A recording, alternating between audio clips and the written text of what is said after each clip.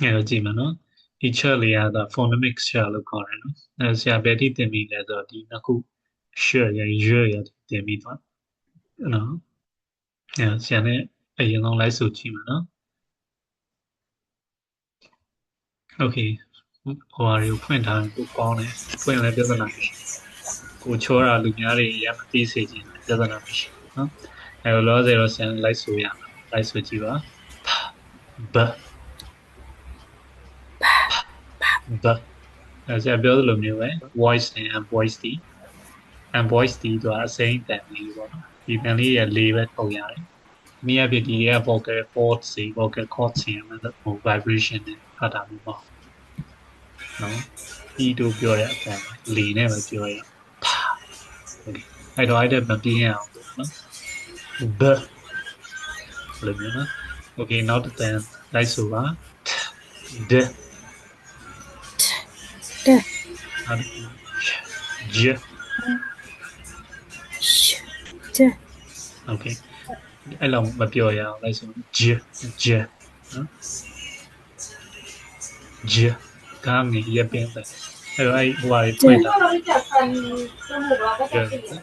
နောက်တစ်ခုကကြတော့ဂ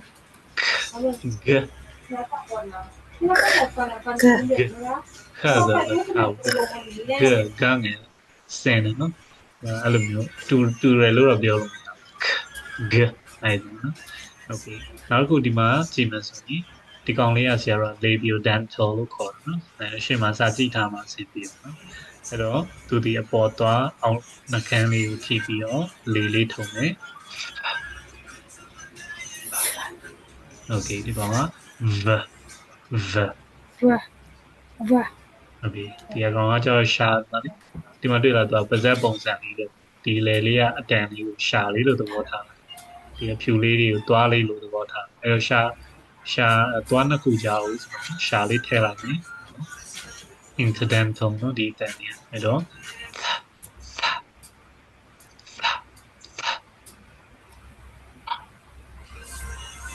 အကြည့်ပါတဲ့အတန်အပြင်းဒီပါလေးပဲမကြည့်နော်နီးကကြည့်နော်ရှာကိုကြိုက်လဲရတဲ့တော်ဒီကထိအောင်အဲ့တော့ thick healthy teeth နော်3နော်နောက်တစ်ခုကဘာလို့ဆိုတော့ thunder နောက်တစ်ခုက thrust throat threshold အဲ့လိုစလုံးပေါင်းပါ ph နောက်တစ်ခုကကျတော့အတန်အမာလေးပါ the အဲ့ကောင်ဒီနားထောင်မယ်နော်ဒီချက်မှာဘာလို့ဒီနှစ်ခုကအပေါ်အောက်ဆင်ထားလဲဆိုတော့ဒီအတန်လုံးရင်ဒီအတန်နဲ့မှားတယ်လို့အဲ့လိုမျိုးဆင်ထား common mistakes လို့ခေါ်ရဲတော့နော်ပျော်ပြီးတော့ဒီဟာကိုအပေါ်အောက်ဆရာကထားတာလားဟုတ်လားမဟုတ်ဘူးနော်ဒီမှာကြည့်မယ်နော်ဒီကိုကြည့်မယ်နော်မဝင်သွားလားမသိလိုင်းကြမယ်ရက်နေ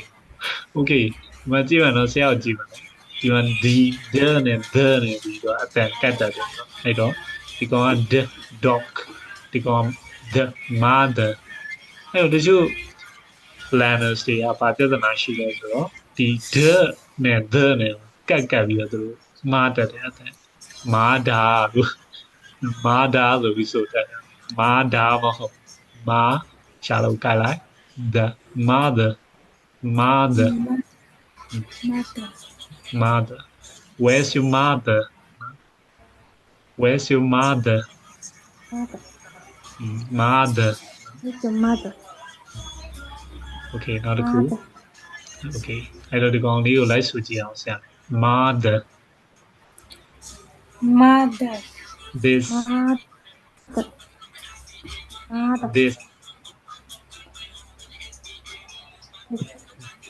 this ဆိုလေ with ဒီနောက်ဆုံးမှာဆိုရင်တော့ consonant တွေဒီအတန်နော်အတန်ပျော့သွားတယ်အတန်ပြေးမထွက်ဘူးဆိုတော့ with အဲ့လိုဆိုရတယ်နော်နောက်တစ်ခုဒီမှာ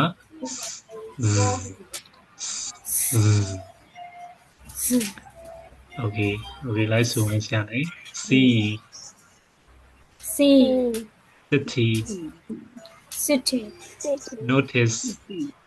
notice, not cool, zebra, zebra, cozy, cozy, has, has, zelen, okay. အဲ့တော့ဒီကောင်ကဇကွဲလို့ဇာပြင်ဇလို့အတန်ဆရာလို့မြန်မာမှာအဲ့ဒါနဲ့ဆင်တူတယ်နော်ဒီကောင်လေးကကြတော့သူက sh လို့ခေါ်တယ် sh ဆိုတဲ့အတန်နော်ရာကောင်ဟတ်ထိုးအတန် sh အဲ့လိုမျိုးအတန်လေးနော် sh ဆိုတဲ့အတန်အဲ့တော့ဒီကောင်ဒီအဲ တူပြောလို့အဲ့လိုမျိုးလုပ်ကြည့်တာအဲ့ဆိုရင် sh ဆိုတဲ့လေးထွက်လာနော်အဲကောင် fricative ပဲနော်ဆိုတော့နော်အဲ့လိုကြည့်မယ်နော်ဒီကောင်ဒီဆိုတဲ့အတန်လေးနော် okay အဲ့တော့ဒီကောင်ကကျတော့သူဆိုတဲ့အတန်လေးကိုပြင်းပြင်းလေးတော့ဟာအဲ့ဒါဆိုshut up တဲ့အတန်လေးပါတော့ hidden sound အဲ့လိုအတန်လေးပါနော် okay ပြန်ပြောကြည့်ပါ okay ရင်ရှင်မတူနော်ရှင်နဲ့ရင်နဲ့မတူရှင်က voice ရင် I sorry I didn't need the voice up I did am to you okay တစ်ခေါက်ပြန်ဆိုပြအောင်အဲ့ဆိုနော်ပြီးရင်ခင်ဗျားအလက်လာတော့မှာb t d ch j k g v t d z j okay okay နော်မကြောက်နဲ့နော်ဆရာနဲ့စာတင်ပါအောင်ရှင်လာပြီးတော့ကြိုက်စားလို့လည်းမရဘူးအဲ့တော့စာမေးတာလေးတစ်ခုအဲ့တော့အဲ့ဒါကိုလည်းရေဝင်ဖြေမားလည်းပါဖြစ်လဲပြင်ရမှာလူတိုင်းကမားပြီးမွေးလာမွေးရအမားတွေယူမားလိုက်အဲ့ဒါကိုပြင်လိုက်ပြင်ပြီးတော့ confidence လေးရှိလာလိုက်ထပ်လုပ်လိုက်မလုပ်ရဲတာလေးထပ်လုပ်လိုက်အဲ့ဒါအမားတွေကနေသင်ခန်းစာယူလိုက်ပြီးတော့တိုးတက်လာလိုက်ဘဝဆိုအဲ့လိုလဲပတ်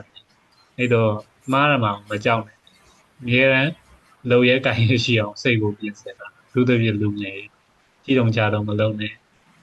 လုံးကြည့်နော်ဘာဖြစ်လဲဒါလေးရောက်ဆိုဒီက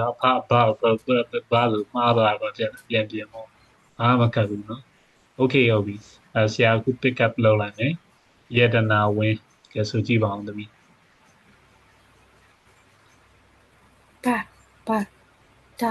ထောက်တဲ့ဟာလေးကိုဆိုနော်ဘအဲ့လိုမျိုးဆိုမယ်နော်ဘာနဲ့အပြားပြင်းရမယ်နော် okay ဒါမထဆင်လို့ရဒါတွေရဲ့ဒ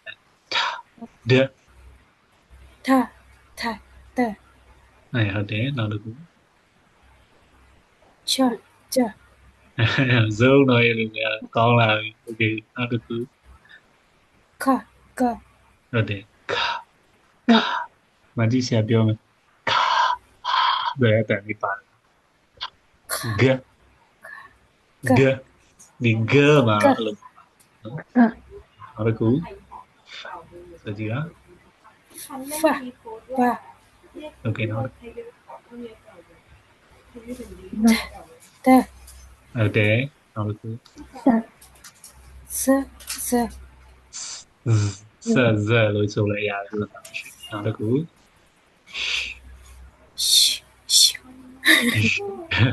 ဒီတော့ခက်တယ်နော်ပြဿနာမရှိဘူးလားဒီကောင်ရှက်လို့ပြန်ထွက်သူကဆိုကြည့်ရင်သိတာ television နဲ့ television မတူဘူးလား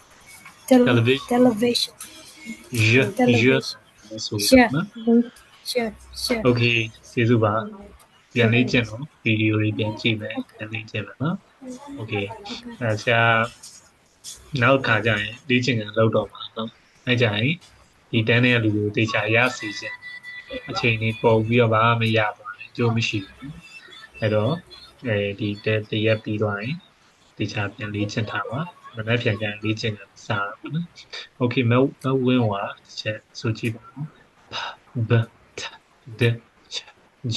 k g v t d z j Okay ဆိုကြည့်ပါဦး ဘာ တယောက်ဆိုနေကျန်တဲ့လူကဟိုကပိတ်ပေးတာ speaker လေးပိတ်ပေးတာ Okay ဘာဆိုကြည့်ပါ ပြန်ဆောင် ပြန်ဆို ဟုတ်ဖဘထဒါဂျီ Okay က g g နော် ကက ဟုတ်တယ် ဟူ ဖူးဘူးလို့မဆိုနဲ့ဖူးဘူးလို့မဆိုနဲ့ဘာလို့လဲဆိုတော့ဆရာပြောပြမယ်နော်လေမောက်ရမယ်ဆိုရင်မြန်မာတွေကအုံနောက်ကလို့ဖူးဆိုပြီးတော့တတ်ထားတယ်ဖူးလို့အဲ့လိုဖြစ်သွားမဟုတ်ဘူးတကယ်အပေါ်သွားအောင်တဲ့ခဲလေးကိုထိအောင်လေးထိပြီးလေလေးထွက်လိုက်တပြိုင်တည်းဖြစ်သွားဖာဖာအဲ့လိုနော်အဲ့လိုဟိုလေ ဖ အဲ့လိုပဲနော်โอเคအဲ့လိုမဆိုတဲ့ပြဿနာမရှိဘူးမကြည့်လို့ဆိုလို့ရတယ်ဖာဖာ v v f v အဲ့လိုဆိုလို့ရတယ်နော်โอเคပြန်ဆိုကြည့်ပါဦး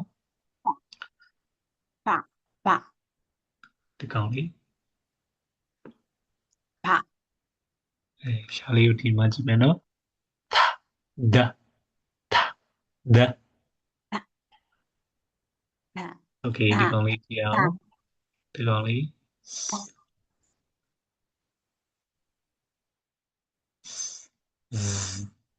စဇဆိုကြည့်အောင်โอเคစဇ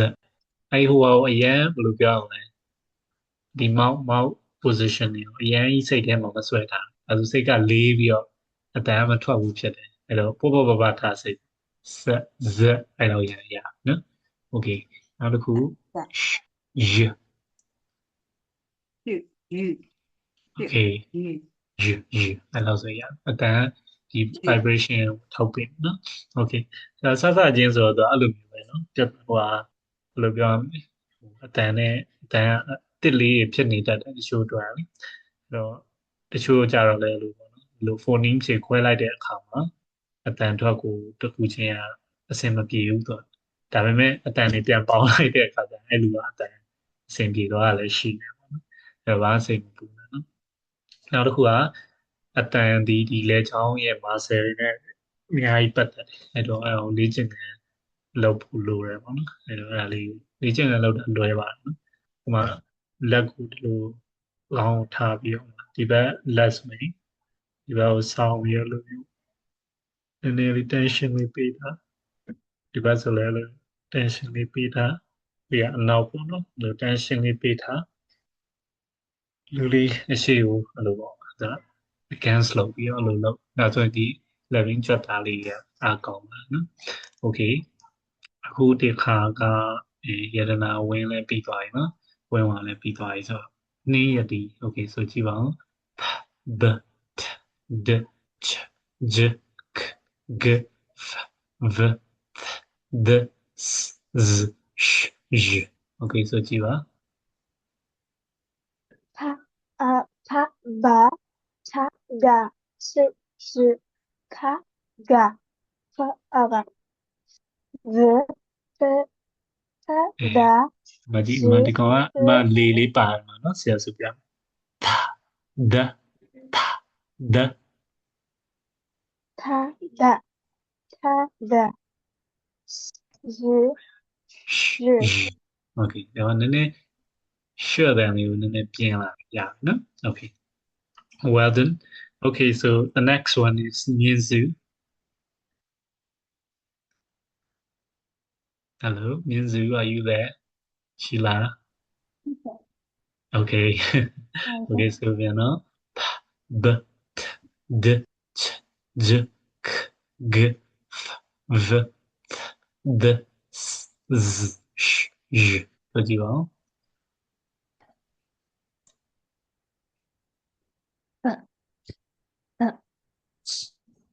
这ခဏမကြသေးခဏ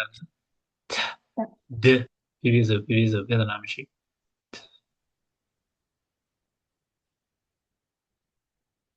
hello အလိုကြားလားမသိဘူး နည်းနည်းရှေ့ကိုတက်ဆိုသမီးd ဒါကျ okay ဒါ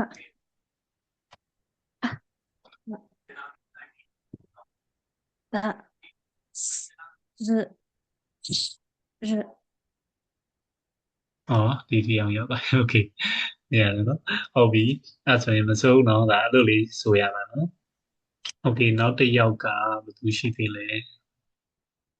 အောင်ဖြိုးကျော်နော်အောင်ဖြိုးကျော်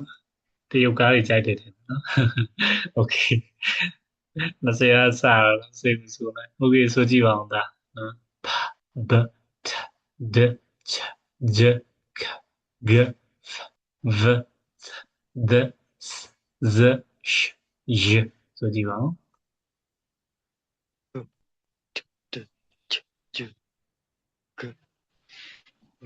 g ပြင်းပြင်းဆို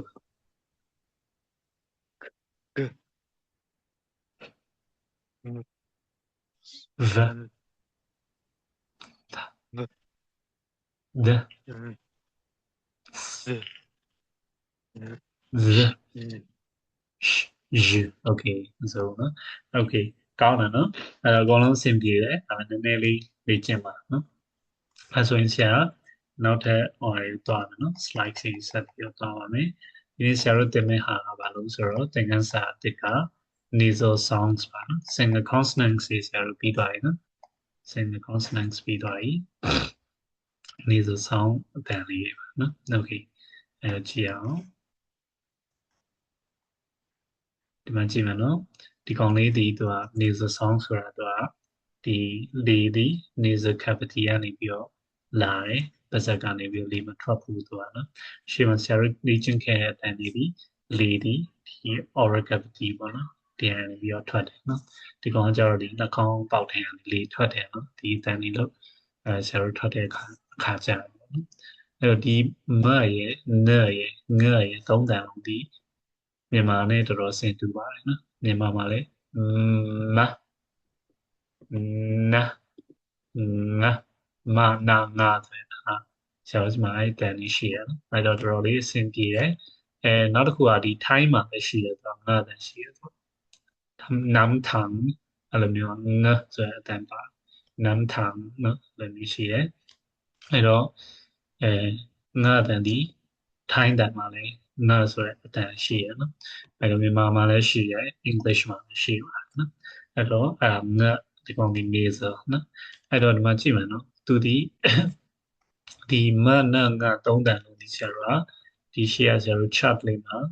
တော့ပြန်ကြည့်လိုက်မယ်ဆိုရင်နော်ဒီ chart လေးမှာတော့ပြန်ကြည့်လိုက်မယ်ဆိုရင်ဆရာတို့ဘယ်နားမှာရှိလဲဆိုတော့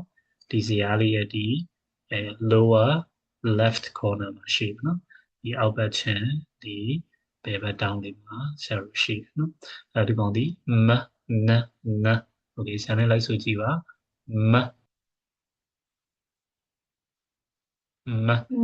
ကဲအဲ့လိုမလို့ဆိုတာလွယ်အောင်ဆရာလုပ်ပြီးတာနော်တကယ်မဆိုတာတော့သူက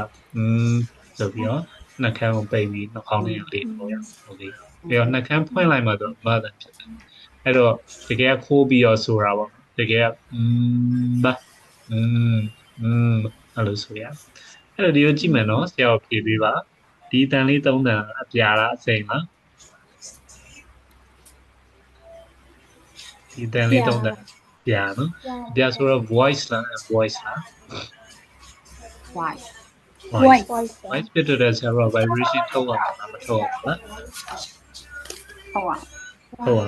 အဲ့မမလေးဆိုတော့အဲ့တော့လိုက်ဆိုပါအဲ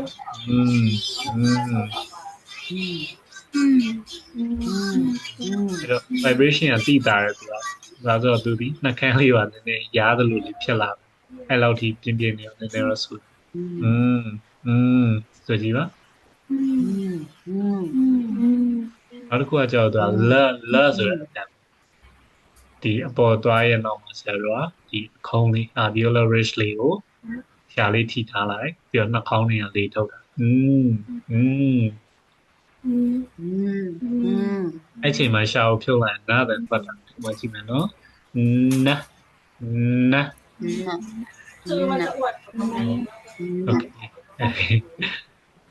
ဒီမျိုးကြီးတစ်ချင်းတစ်ခုရှိရနော်အဲ့မှာဒီသုံးတန်လုံးပါစားတယ်ပြီးရင်ဆိုကြအောင်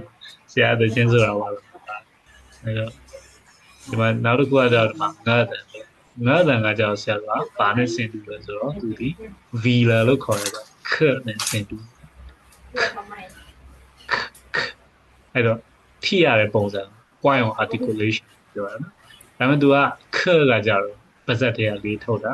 ငါကကြတော့နှာခေါင်းတွေကလေးထုတ်တာနော်အဲ့တော့ဆရာပြမယ်နော်ဒီမှာဆိုရင်ဆရာတို့ကြည့်လိုက်မယ်ဆိုရင်ဒီမှာ velar တန်3တန်ရှိရ point of articulation ခရယ်ဂရယ်ငရယ်နော်အဲ့ဒီငတန်ကတော့ဒီအာကောင်ပြော့လေးပေါ့နော်ဒီအာကောင်ပြော့လေးကိုဒီ the rear of the tongue နော်အဲ့တော့ the rear of the tongue ကဒီရှာရဲ့နောက်လေးနဲ့ဖိလိုက်ပြီးတော့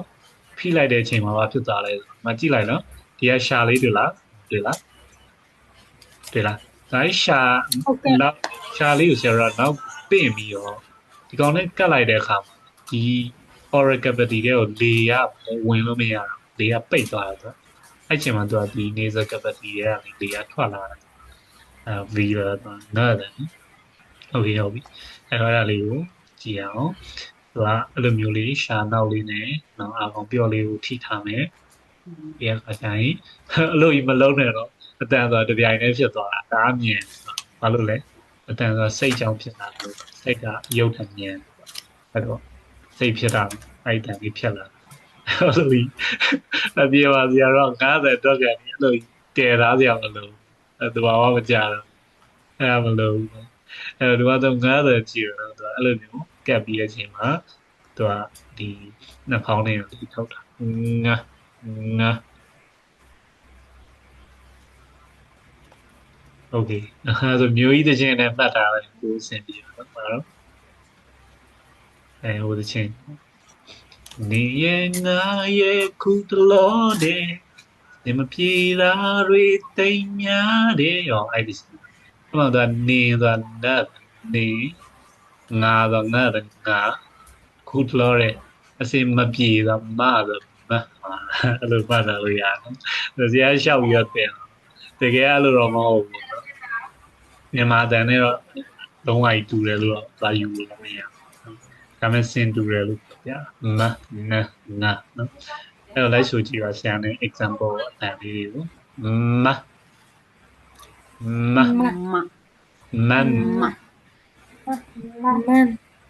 tummy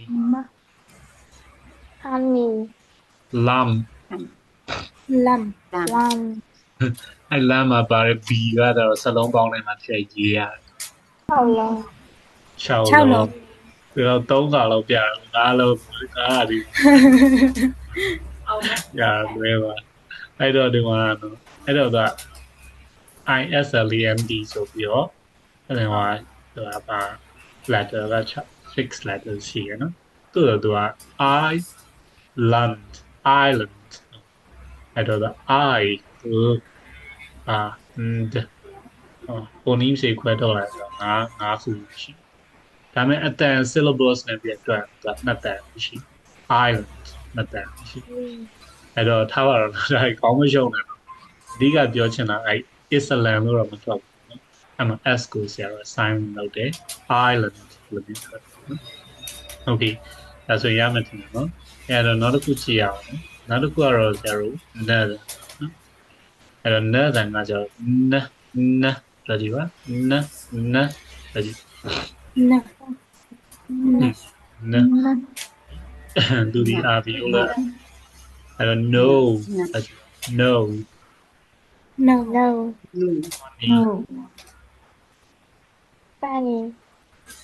Funny fan လို့မပြရအောင်ပါစံအရင်မဟာ funny အဲ့လိုလေး funny okay knife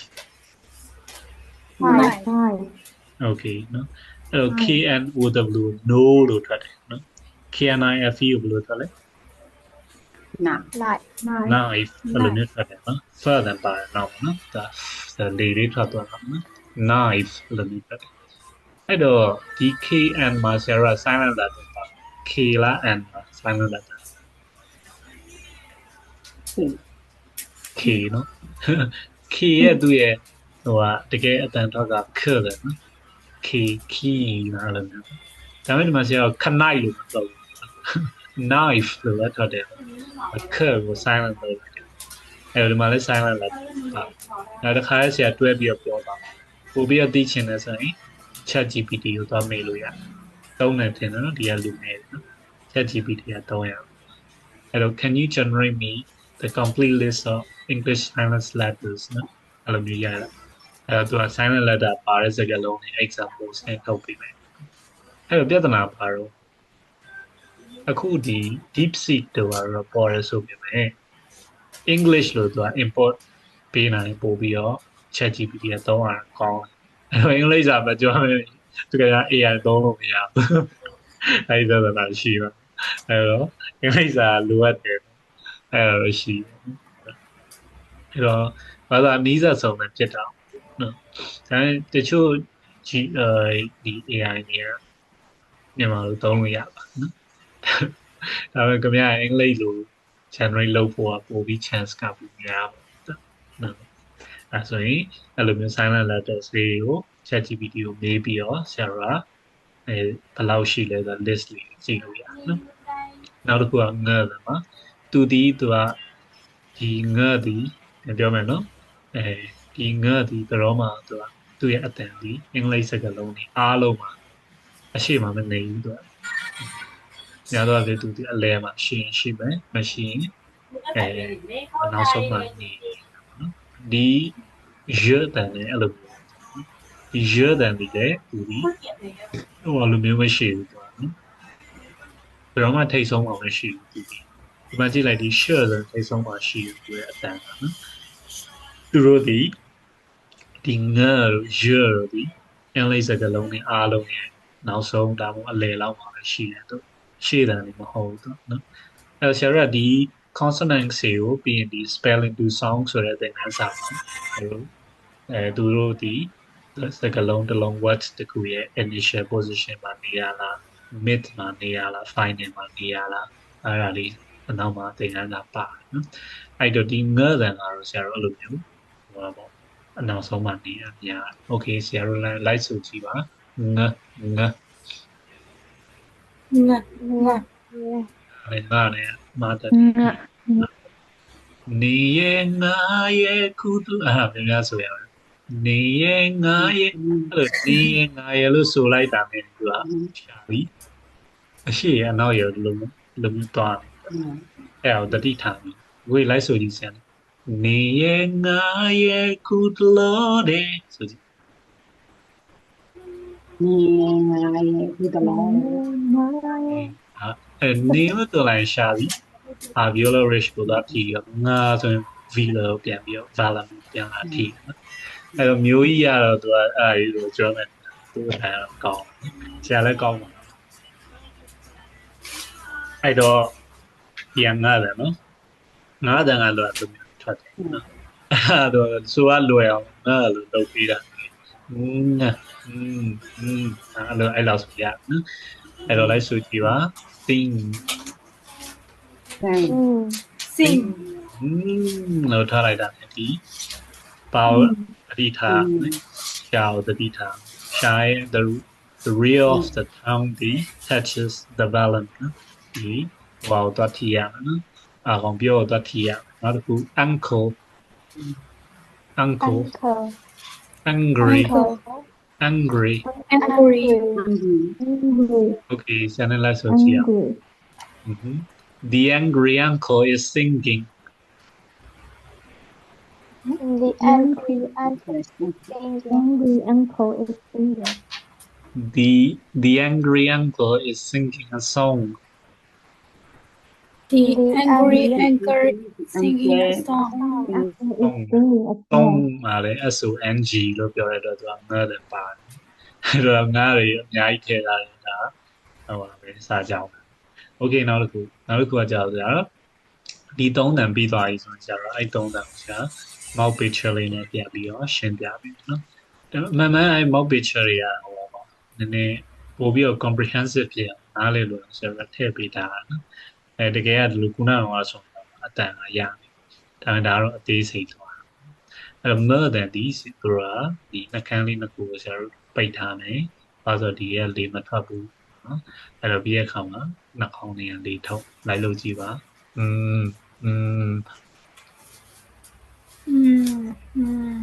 Okay နောက်တစ်ခုကကျတော့ဆရာတို့ဒီမှာအပေါ်သွားရဲ့နောက်မှာဆရာတို့ဗာလေးရှိလဲဆိုတော့ဒီဟာ viola rich အဲ့ဒါလေးကိုသွားပြီးတော့ရှာလေးကိုထိထားမယ်ပြီးတော့မှနှာခေါင်းနဲ့အနေလေးထုံးဆရာတို့ nerve လေးရလိုက်လို့ကြည့်ပါပတ်သက်ဖွင့်မယ်နော်ပတ်သက်ဖွင့်မယ်ရှာလေးထိထားမယ်နှာခေါင်းနဲ့လေးထုံးမယ်ဒီမှာကြည့်ပါဟုတ်ပြီအဲ့တော့လုံးနေနဲ့ရှာလေးကိုဖြုတ်ကြည့်လိုက်နာနားတော့လာโอเคအဲ့တော့အခုကြည့်အောင်နောက်တစ်ခုကကြောက်ဒီမှာကြော်ရတဲ့မကြည့်ရနော်ဒီမှာသူက balm လေးကိုဒီနောက်က the real of the tongue ဆိုတာရှာနောက်လေးနဲ့ပိတ်ထားမယ်အဲ့ဆိုဆရာတို့ဒီ oral cavity ကပိတ်သွားပြီဆိုတော့ဒီကနှာခေါင်းထဲကနေထွက်လာမယ်အဲ့ဆိုကြည့်ပါဆိုကြည့်ပါဒီနော်အဲ့အချိန်မှာအဲ့လေးကိုဖြုတ်လိုက်ပြီဆိုရင်ခင်ဗျားတို့ကြိုက်တဲ့ငပီးတို့ငချောက်တို့ငပြားကြီးတို့အဲ့ထွက်လာโอเคရပြီတော့ကြည့်အောင်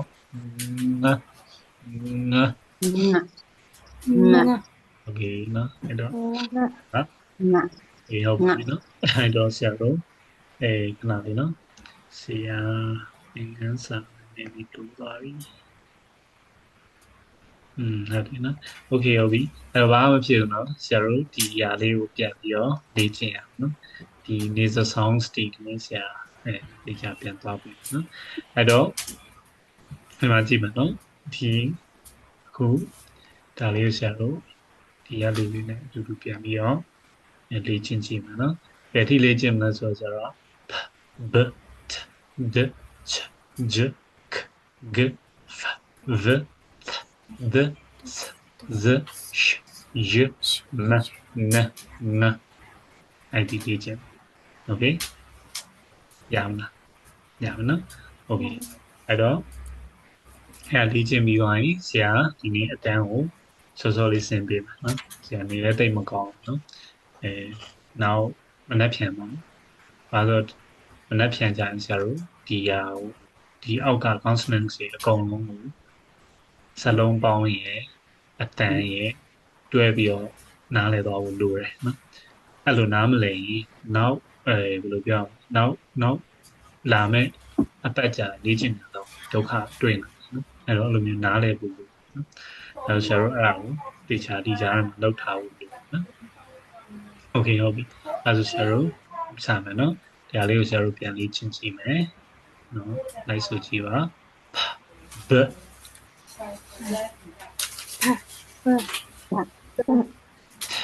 d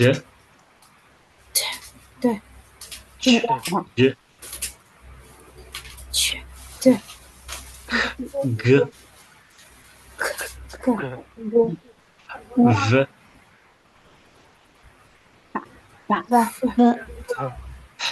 d မထောက်တယောက်ထားလိုက်တယ်မထောက် d okay နောက်တစ်ခု z နောက်တစ်ခု j နော်အဲ့တော့ okay အဲ့တော့ဆက်နေလိုက်ဆိုကြည့်မယ်နော် pen hopping jump and ball the hobby the harp now the table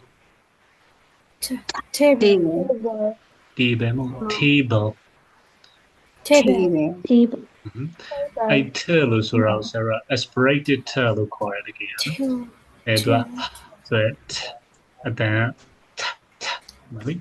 ဆရာစာရွက်လေးနဲ့လုပ်ပြအောင်နော်မကြည့်ဘူးနော်ပြလားအဲ့တော့အဲ့ဆိုကြည့်နော်ဆရာနဲ့မင်းနော်ဆရာဆိုတော့ကြည့်နော် top top top ဒါပြီနော် stop stop stop လောက်လား top stop မတူးနော် TOP မှာကျတော့သူက aspirated term ပဲပြီးတော့ STOP မှာကျတော့ဆရာက unaspirated နဲ့ထွက်တယ်သူအဲ့မလို့တချို့တစ်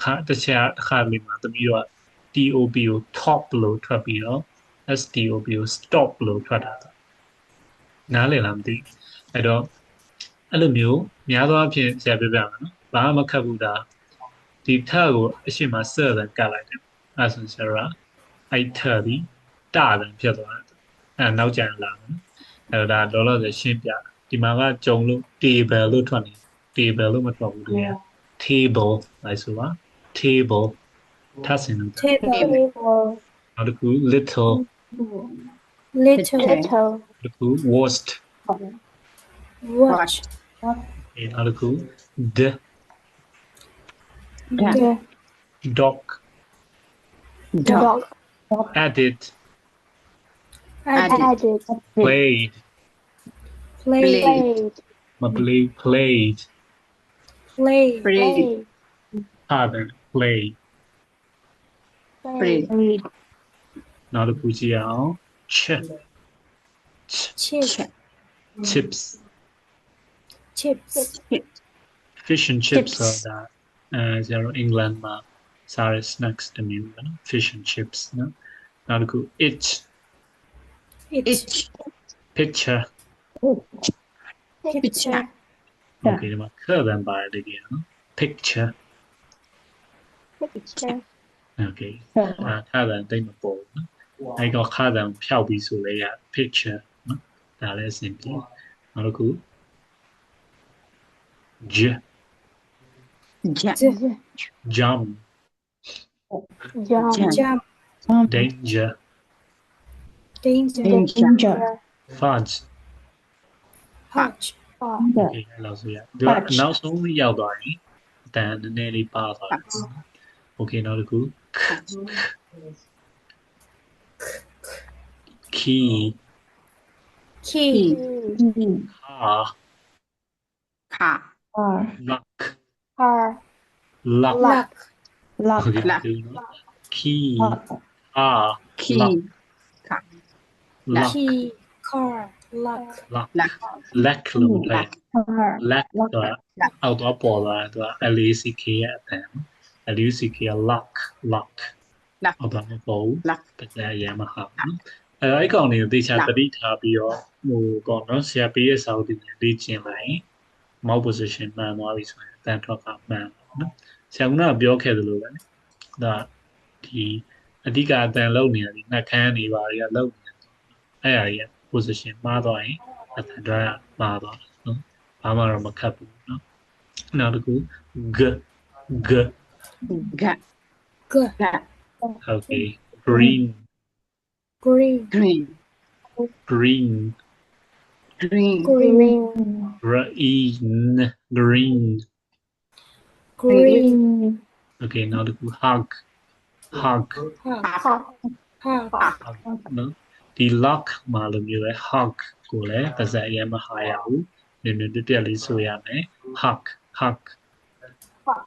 hug, နောက်တစ်ခု league league league, league, okay နောက်တစ်ခုအပေါ်တော့ငါလေးထုံးမယ် okay အဲ့ဆိုကြည့်ပါ fire fire, fire, love love, phone phone, နောက်တစ်ခု v video video, move move, of Off. Off. နောက်တစ်ခုများတို့ရဲ့လှပတဲ့သွားလေးနှစ်ခုကြောင်ရှာလေးထည့်လိုက် Okay မှန်တယ်နော်မှန်လာပြီအဲ့ဒါထိန်းလိုက်ဒါတွေမလုံးနဲ့ဒီကောင်ကအပြင်းမဟုတ်ဒီကောင်က the လက်တချို့ learners တွေဒီနှစ်ခုကအတန်တူနေသူတို့အတွက်ဒါတကယ်ကဒါမဟုတ်ဒီကောင်ကလေးပဲထွက်ရဒီကောင် vibration ပါပြန်ဆိုပါ the ဒါတရားထားတယ်မထားဘူးနော်ထားတာအပေါ်ကတော့ဒီအပေါ်ဆင်ထားတာဘာဖြစ်လို့လဲ common mistakes အတိုင်းကတ်မယ်နော်တတိထားဒီ ter ဒီ alveolar ter ဒီကောင်ဒီ interdental ter မတူ alveolar ter ဆိုတာဒီမှာကြည့်နော်ပြောကြည့်ဒီ alveolar ridge နဲ့ရှာနဲ့တော့ထိပြီးဆိုရင်သူက t d s z n l r အဲ့ဒါထွက်လာတယ်အခုဆရာတို့ဟာကဘာလဲ third interdental တော့အပေါ်တော့အောင်တော့နှစ်ခုကြားတွေကိုရှာထည့်ရဒါပေမဲ့ဒီမှာ articulation ဒါအကန့်နေကြည့်လိုက်လीသွားဆိုတာအနောက်ကဘယ်လောက်ပြည့်ပါလဲတချို့သွားလေးရကြွတ်သွားတယ်လို့ပြောတာတိလေးတွေအဲ့တော့ဘာဖြစ်လဲဆိုတော့ဒီရှာဒီအပေါ်တော့ကပ်ပြီးတော့ဆိုတာ third လို့တော့ third တွေဖြစ်ကုန် the လို့တော့ the တွေဖြစ်ကုန်အဲ့တော့ that ကို that တို့ပါထွက်တယ်တော့တချို့တွေကတော့ဆရာကြားဘူးတယ်နော်ဆရာငယ်ကလည်းထွက်တယ် THAT dad လို့ထွက်တာ that my dad ဒီတော့ချက်တကယ် that my dad that's my dad ဒီတော့ဟုတ်တာတန်းကန်ပြီးတော့ that's my dad လို့ဖြစ်တယ်အဲ့တော့အဲ့ဒါကိုတတိထားရအောင်နော်အဲ့တော့အခုဆရာတို့ထွက်ပါသည်ဘာလို့ဆိုတော့ interdental နော်ပြန်ဆိုကြည့်ပါ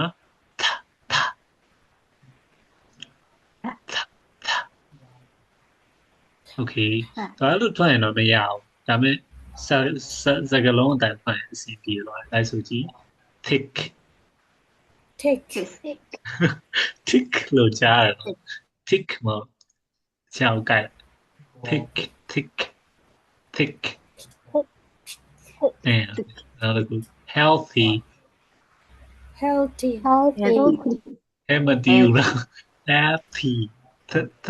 ကဲမရှာအဲ့တော့နှစ်ခုလေးကိုရှာအောင်ကြည့်အောင်ပြီးရင်ရုပ်တဲ့ခါကျတော့ထပ်မထိစင်တာနော် Okay ပြန်ဆိုမယ် healthy Healthy. တီးဆိုရင်တော့နည်းနည်းအဆင်ပြေသေးတယ်တကယ်ကတီးလို့မထွက်ဘူး healthy teeth Healthy. Healthy. teeth Teeth. ဒီမှာရှာကိုကိုက်လိုက်ပြီးတော့ရက်ထားလိုက်ရလေးမထုတ်ချင်တဲ့ပြဿနာမရှိ teeth ဟုတ်နော်နောက်တစ်ခု mother Mother. ပါဇက်မဟောင်းနော် mother မဟုတ် mother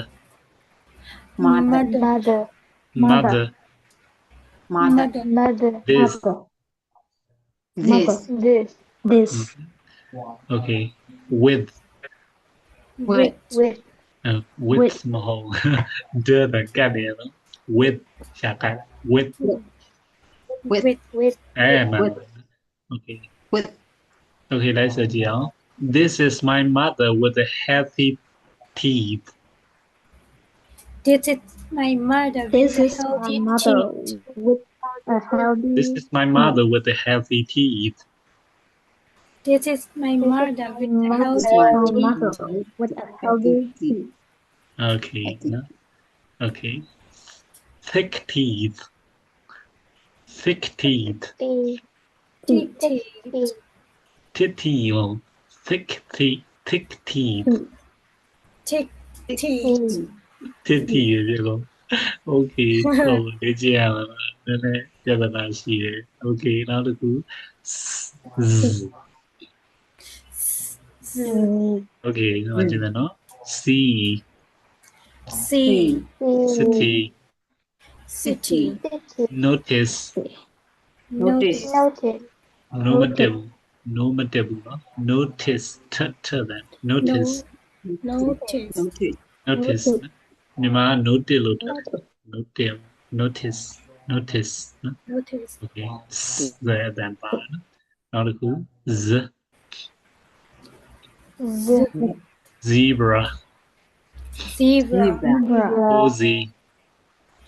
Cozy. Cozy. cozy မဟုတ်ခက်တယ် cozy Cozy. Cozy. နောက်တစ်ခုကကြတော့ has Has. နောက်တစ်ခု share တယ် sh တို့ din နဲ့ cin တွေတော့ပါတယ်နော်အဲဆိုကြည့်ပါ shop Shop. nation Nation. Nation. နေကိုပြီးဆိုရှမ်းကိုပေါ်ပေါ်ဆို nation Nation. special Special. Special. တက်ဆိုတဲ့တန်ပူပြီးတော့မမဆိုရမယ် share ကိုမြင်မြန်ဆိုရမယ် special Special. Special. this is the special shop in the nation This is the special shop in the nation. okay this is the special shop in the entire nation This is the This special is the special song nation. in Fire Nation. okay နော်အဲ့တော့ဒီကလူတွေကနော် Lord of the Rings တို့နော် The Rings of Powers Hobbits တို့နော်အရင်က The Lord of the Rings series တွေနော်ခုနောက်ပိုင်းဆိုရင် House of the Dragon House of the Dragon ကတော့17 plus ဆိုတော့အဆင်ပြေတယ်ကြည်ရအောင်နော်အဲ့တော့အရင်ဟိုလိုမျိုးဟာမပါဘူးအတန်ထွက်ပြီးအတူယူစရာကောင်းတယ်နော်အဲ့ series တွေကြည့်ကြည့်ပါနော်အဲ့ဒီထဲမှာရှိတဲ့ character တယောက်ယောက်နေရာနေလိုက်ပြီးတော့စကားပြောနေပြီးလောက်ပါဆရာငယ်တော့ Harry Potter ဒါကြိုက်တယ်ကုတက်တီလည်းကြိုက်တော့ခဏခဏကြည့်အဲ Harry Potter နေရာနေလိုက်ပြောတယ်ဆရာသူပြောရမယ်အလဲရောက်ဆရာလိုက်ပြောအဲ့ကောင်းနော်အဲ့လိုလေးကျင်နေပြီဘာမှတော့မဟုတ်ဘူးကလေးဘဝတော့ဒီတိုင်းပဲဟိုဖြစ်ခဲ့တာလိုက်လောက်ခဲ့တာသို့တော့အလေးကျင်ကောင်းဆိုတာကြီးမှသိတယ်နော်shadowing လိုက်ပြီးပြောတာမျိုးလောက်တာမျိုးအဲ့မျိုးတွေကောင်းနော်အဲ့တော့တန်ထွာတိတာနော်တိတာအဲ့တော့အင်္ဂလိပ်တန်ဒီမြန်မာတန်နဲ့မတူပါဘူးနော်မြန်မာတွေကလည်းအင်္ဂလိပ်လိုလိုက်ပြီးတူအောင်ကြိုးစားအားထုတ်စရာမလိုပါဘူးဟုတ်ပြန်နော် vice versa ပြောချင်တာတန်ထွာမှန်ကန်မှုဆိုတာဒီအချက်၃ချက်ဆရာပြောဘူးလားတော့မသိဘူး consonants အတန်မှန်ရမယ်ခင်ဗျာ shop လို့ပြောချင်တာအမှခင်ဗျာ share နေဖားတယ်တဲ့ pop မတူတော့ဘူး okay go to the shop လို့ပြောချင်တာ go to the pop ဆိုရင်ဗာလေ meaning ကလိုက်ပြီးမှားတော့အဲ့ဒါမလို့ consonant အတန်မှားတာဒီအတန်ကမှားအဲ့လောက်ကြီးရောရုပ်ပြစင်တယ်မဖြစ်ရအောင်မြန်မာဖြစ်ပြီအင်္ဂလိပ် consonant အတန်မှာဖြစ်ရမယ်မှန်ရမယ်နားလည်လားမသိနောက်တစ်ခုကကြတော့သူက syllable stress မှန်ရမယ်နော် syllable stress မှန်ရမယ်ဆိုတာကဘာကိုပြောချင်တာလဲဆိုတော့ဆရာတို့သူက TOCTOR ဆိုရင်ဒါနှစ်တန်ထွက်အဲ့ဟို I want to see the doctor I want to see the doctor အဲ့လိုတော့ပြောတယ် doctor လမ်းထိပ်ကတော့ဤလာပါလားဆရာမသိဘူးဒါတေချာတော့အင်္ဂလိပ်စကားလုံးမဟုတ်ဘူးနော်အဲ့တော့ I want to see the doctor အဲ့ဒီဘာမှားတာလဲ doctor ဒီတော့ doctor တဲ့နေရာတော့ဖိပလိုက် stress မှားတာတော့အဲ့လောက်ကြီးရောရုပ်ပြစင်ရဖြစ်ရမလားမပြည့်ရဘူးတော့ဒီတန်းလူတွေပိုဆိုးသွားရတော့ဟိုဆရာဒီမှာတင်ပြောပါဆရာပိုဆိုးသွားရပိုဆိုးတယ်မဟုတ်ဘူး stress မှားရင်တက်တော့မှားတယ်နောက်တစ်ခုကဘာမှားရင်လဲဆိုတော့ vowels တွေမှားပြီးတော့ထွက်ရဥပမာနော်ဆရာတို့ကဟိုမှာထားပါတော့နော် put နဲ့နော် put နဲ့ pull နဲ့အဲ့လိုမျိုးနော်ဥပမာဆိုရင်ခါမတူခါဆိုတာအတန်အတူ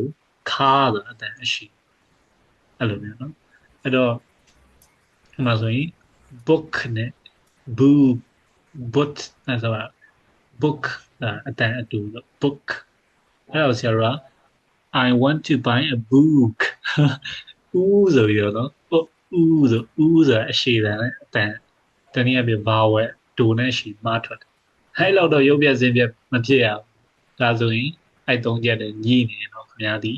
မြန်မာပဲဖြစ်ဖြစ်ထိုင်းပဲဖြစ်ဖြစ်ဘာပဲဖြစ်ဖြစ်အင်္ဂလိပ်စာမှာတော့အတန်ထွက်မှားတာ အင်္ဂလိပ်ဘာသာစကားအဲ့တော့အဲ့ဒါကြီးမမှားရဘူးတတိထား Okay ဆရာတို့ဒီဟာလေးဆိုကြည့်အောင်လိုက်ဆိုပါ yeah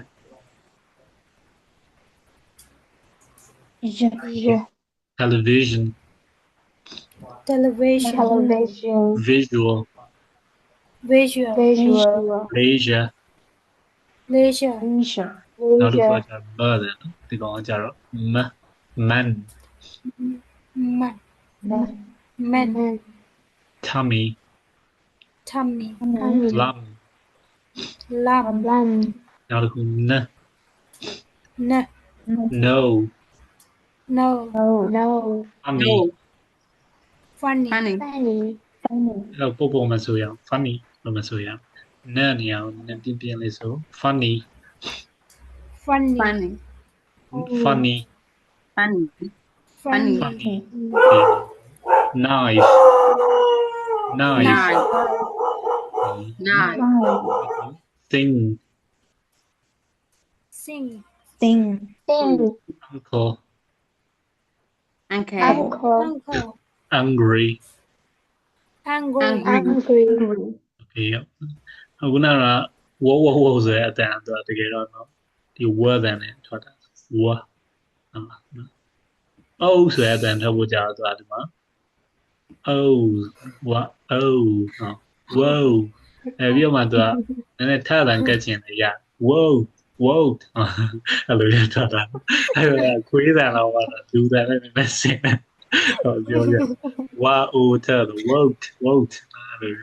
အဲ့တော့အတန်ဟိုတော့တင်ဂီတလေးလောက်တာရှောက်လို့ဆရာပုတ်ပြရတယ်လို့ဒါအဲ့လိုမဆိုရအောင်ဒါဒီတိုင်းပဲမှတ်ထားအဲ့တော့ဒီမှာဆိုရင်ဆရာတို့ဒီနေ့တင်သွားတာက nasal sound 3ခုကိုဆရာတင်သွားတာအဲ့တော့နောက်ပြန်ဆရာတို့ဆက်သွားမယ်ဆိုတော့ဒီ single consonants နော်ငါးအတန်ထပ်ပြီးသွားမယ်ပြီးရင်ဒီအောက်က consonants တွေအားလုံးကို spelling to sounds ကိုဆရာတို့သွားမယ်နော်နောက်ပတ်ကြဆရာတို့ consonant pairs ပြီးသွားပြီဆိုရင်နောက်ပတ်မှာဆရာတို့ဟိုဟာတွေစမယ်သင်ခန်းစာစတော့ဒီ vowels ပြီးတော့နော်လေ့ကျင့်ခန်းစာပြောတာနော် okay ဟုတ်ပြီအဲဆိုရင်ဒီနေ့သင်ခန်းစာနဲ့ပတ်သက်ပြီးတော့ဗာမေးစရာရှိလဲ